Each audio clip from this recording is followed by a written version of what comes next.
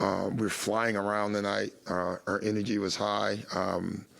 I thought our defensive execution, I didn't see our guards get picked tonight. Like, they got over picks tonight. Last night, if you watch the tape, we just got picked it just melted on every pick, and tonight we were phenomenal. So, it was like I said after the game, now you proved you can do it, and we just got to keep working on it, So it's a good win for us. I think there's a first quarter possession where there's a couple switches. Dame ends up picking a pass in the middle of the floor. Just would you like out of Dame and Malik that they were executing those switches at such a high level? And Malik tonight was phenomenal.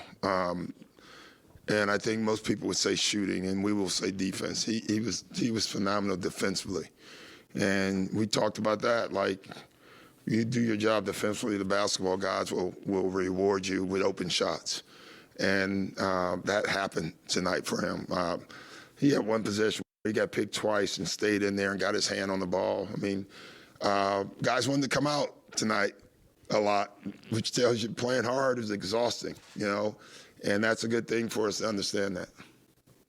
Patrick Beverley got 12 minutes tonight in his debut. Just what's the process with a guy coming in last night? And I know you're familiar. One thing you can't do is call a play from when I coached him with the Clippers. That made no sense tonight, what you did. And the other four guys are looking around like, what? He called Oklahoma. I haven't had that play in my playbook since I was coaching him with the Clippers.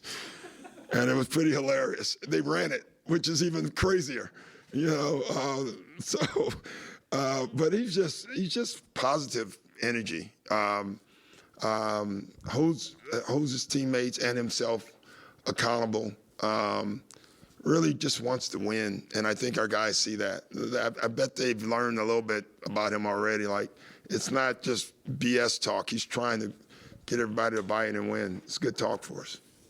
Where did you notice his impact immediately tonight, particularly in the huddle as far as communication? Yeah, just being another voice. You hear me or one of the defensive coaches say something, then you could hear him repeating it to everybody. And even the young guys, Tay learned a lesson today. He was sitting in the seat doing film, and Pat told the video guy to stop, and he said, you sit right in front of the TV. You don't get to sit in a chair. And it was just little things, good stuff for him. I thought he was very impactful offensively too, with his just trying to organize the team. So good for him. One of the rotations that you did tonight, it was very heavy on defense. Pat Bev, Dre, Pat Connaughton, Bobby, and Jay Crowder. Yeah. What do you envision for that particular unit, and what did you see from your team defensively tonight? Giannis created that rotation with the extra foul that he committed, which we didn't want.